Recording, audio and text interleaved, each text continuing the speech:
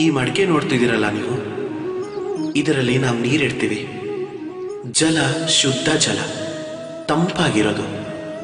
ಜಲ ಬಾಯಾರಿಕೆ ನೀಗಿಸೋದು.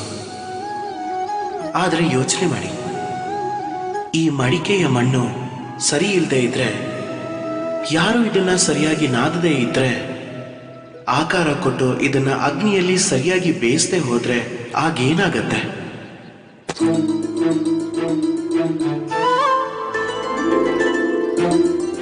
ಇದೇ ನಮ್ಮ ಮನಸ್ಸಲ್ಲೂ ಆಗೋದು.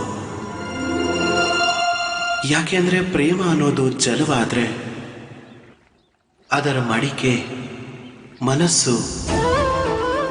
ಮನಸ್ಸಿನ ರೂಪದ ಮಡಿಕೆಯಲ್ಲಿ ವಿಶ್ವಾಸ ಅನ್ನೋ ಮಣ್ಣಿಲ್ದೇ ಇದ್ರೆ, ನಮ್ಮ ಕಣ್ಣೀರಲ್ಲಿ ಅದನ್ನ ನೆನೆಸದೆ ಹೋದ್ರೆ, ಸಮಯ ಅನ್ನೋ ಕುಂಬಾರ ಅದಕ್ಕೆ ಆಕಾರ ಕೊಡದೇ ಇದ್ರೆ, ಹಾಗೆ ಪರೀಕ್ಷೆ ಅನ್ನೋ ಅಗ್ನಿಲಿ ಅದನ್ನ ಬೇಯಿಸದೆ ಹೋದ್ರೆ, ಆ ಪ್ರೇಮ ಮನಸ್ಸಲ್ಲಿ ನಿಲ್ಲೋದಕ್ಕಾಗಲ್ಲ.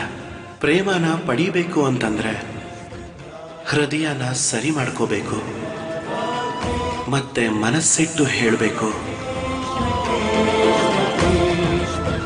ರಾಧೆ ರಾಧೆ.